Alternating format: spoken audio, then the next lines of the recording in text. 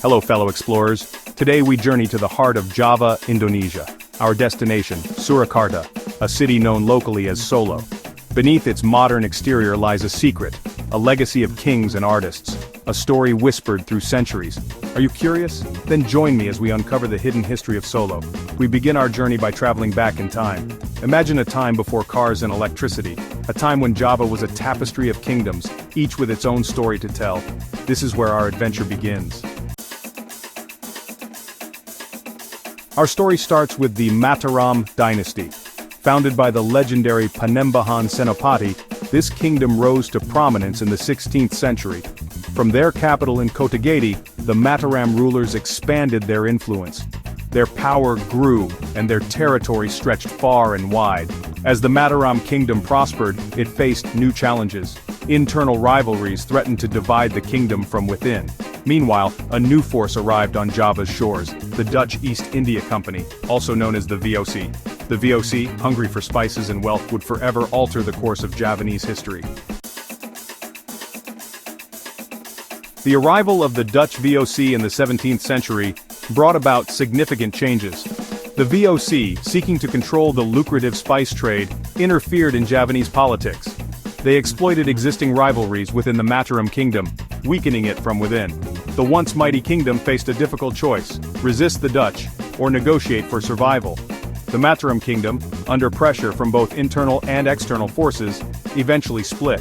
This division, orchestrated in part by the VOC, led to the creation of two new centers of power, Yogyakarta and Surakarta. Our journey takes us to Surakarta, a city destined to become a beacon of Javanese culture. In the year 1745, a pivotal moment arrived in the heart of Java. The air was thick with anticipation, as the fate of kingdoms and the dreams of a people hung in the balance. This was a time of great change, when the old ways were being challenged and new possibilities began to emerge on the horizon. Pakubuwono II, the ruler of the once mighty Mataram kingdom, stood at a crossroads. His reign had been marked by both turmoil and hope, as he navigated the shifting tides of power in Java. Faced with mounting pressures from both internal factions and foreign forces, Pakubuwono II made a fateful decision that would alter the course of Javanese history forever. He chose to move his royal seat, seeking a new beginning for his people. The site he selected was not chosen by chance. It was a strategic location on the fertile banks of the Bengawan Solo River, a place where the land was rich and the waters flowed with promise. This river, the longest in Java, had witnessed centuries of stories, and now it would become the cradle of a new city. With this bold move, the birth of Surakarta was set in motion. The city was destined to inherit the legacy of the Mataram dynasty, carrying forward its traditions, values, and cultural splendor. Surakarta would soon rise as a beacon of Javanese civilization, a place where the past and future would meet. The construction of the Surakarta Palace, or Keraton, was a grand and ambitious undertaking. Artisans, craftsmen, and laborers from across the region gathered to bring the king's vision to life. They worked tirelessly, blending traditional Javanese techniques with new influences, to create a palace that would stand as a testament to their skill and devotion. The palace was not merely a residence for the king and his family, it was carefully envisioned as a center of power, culture, and spirituality, a place where the heart of Javanese society would beat strongest. Within its walls, ceremonies were held, traditions were preserved, and the spirit of the people was nurtured. The Keraton's intricate wood carvings, expansive courtyards, and elegant pavilions became symbols of Javanese resilience and artistry.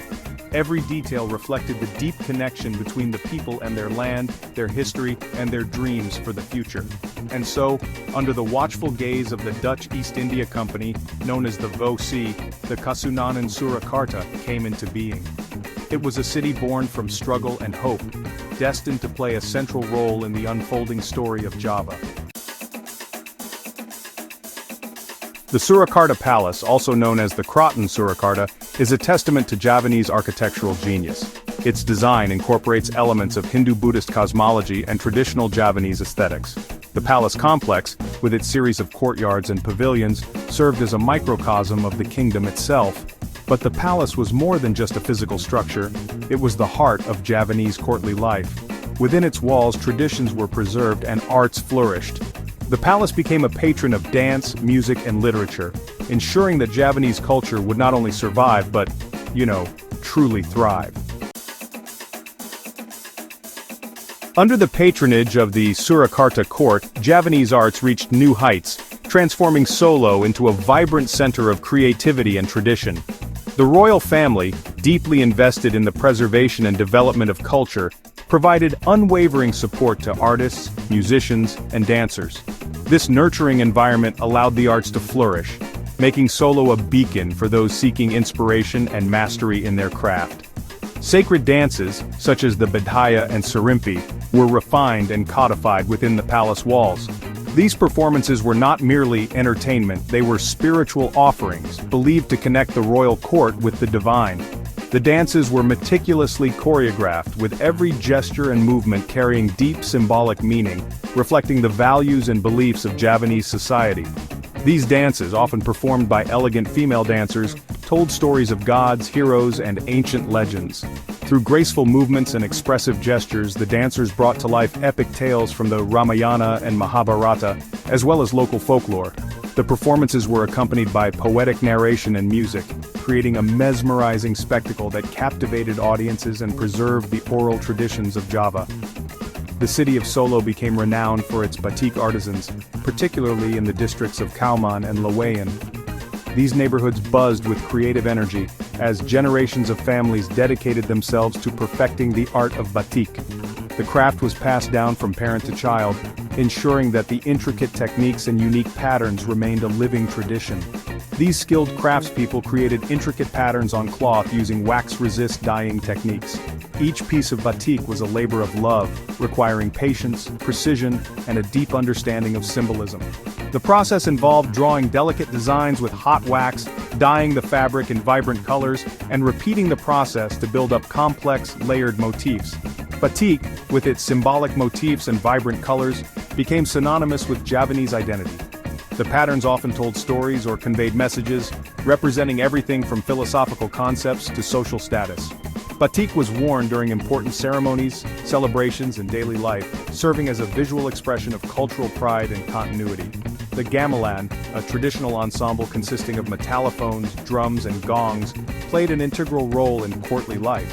The music of the gamelan was considered sacred, believed to have the power to harmonize the universe and bring balance to the world. Musicians trained for years to master the subtle rhythms and intricate melodies that defined the Javanese soundscape. Gamelan music, with its cyclical patterns and mesmerizing melodies, accompanied dances, rituals, and ceremonies, adding an ethereal dimension to Javanese culture. Whether echoing through the halls of the palace or resonating in village celebrations, the sound of the gamelan united communities and marked the rhythm of life in Solo, leaving a legacy that endures to this day. The arrival of the Dutch in Java marked the beginning of a profound transformation for the island and its people. With their colonial ambitions, the Dutch sought not only to control the land, but also to reshape it according to their own vision of order and progress. They brought with them new systems of governance, economic priorities, and urban planning, all designed to serve their interests and consolidate their power. The landscape of Java, once dominated by traditional villages and royal courts, began to change rapidly under their influence. Surakarta, with its strategic position along the Bengawan Solo River, quickly emerged as a focal point in the Dutch administrative network. The river itself was a vital artery for transportation and trade, making Surakarta an ideal location for the Dutch to establish their authority and expand their reach across central Java. The city's proximity to fertile agricultural lands and its historical significance as a royal center made it even more attractive to the colonial administration. To solidify their control and stimulate economic growth, the Dutch launched ambitious infrastructure projects. They built new roads that cut through the heart of Java, connecting previously isolated communities and opening up new markets. Railways soon followed, revolutionizing the movement of goods and people. These developments were not just about convenience, they were strategic moves to integrate Java more tightly into the colonial economy and to facilitate the extraction of resources. Among these projects, the construction of the first Central Java Railway stood out as a landmark achievement. The railway symbolized modernity and progress, and its arrival in Surakarta was a turning point for the city. It brought with it new opportunities for trade, travel, and communication, linking Surakarta to other important urban centers and transforming it into a bustling hub of activity. The new railway line connected Surakarta to major cities across Java, dramatically altering the region's economy and demographics. Merchants, laborers, and travelers flocked to the city, drawn by the promise of prosperity and new beginnings. The railway stations became centers of commerce, where goods from distant regions were exchanged and new ideas circulated. This influx of people and products reshaped the social fabric of Surakarta, making it more diverse and dynamic than ever before. In addition to transportation, the Dutch established Pasar Gede, a grand marketplace that quickly became the beating heart of Surakarta's commercial life. Here, traders from across Java and beyond gathered to buy and sell goods, exchange stories, and share cultures. The marketplace was not just a center of economic activity, it was a vibrant meeting place where Javanese traditions mingled with Dutch influences, creating a unique blend of old and new. Yet, amid all these sweeping changes, the Surakarta Palace, Keraton Surakarta, remained a steadfast symbol of Javanese identity and resilience. Its majestic walls and elegant courtyards stood as a reminder of the city's royal heritage, even as the world outside was transformed by colonial rule. Within the palace grounds, age-old traditions were carefully preserved. Ceremonies, dances, and rituals continued to be performed, keeping the spirit of Javanese culture alive. The palace became a sanctuary for the arts and a beacon of continuity, ensuring that, despite the city's transformation, the essence of Surakarta's identity would endure for generations to come. Today, the Surakarta Palace stands as a symbol of Javanese resilience and cultural pride. No longer the seat of political power, it has been transformed into a living museum. Visitors from around the world come to marvel at its architecture, witness traditional ceremonies, and experience the richness of Javanese culture. Local communities have played a vital role in preserving and promoting Surakarta's heritage. They organize history tours, batik workshops, and gamelan performances, ensuring that these traditions are passed down to younger generations. The spirit of Surakarta lies not only in its historical monuments, but also in the hearts of its people, who continue to keep their heritage alive. Our journey through the history of Surakarta comes to an end, but the story doesn't end here. The city invites you to explore its hidden alleyways, savor the aroma of traditional cuisine, and engage with the warmth of its people. Discover the secrets hidden in plain sight, and listen closely to the whispers of the past. Surakarta is more than just a city, it is the living heart of Javanese culture. It is a place where history comes alive, where traditions are cherished, and where the past and present coexist in perfect harmony. Come, explore Surakarta and let its story become a part of your own.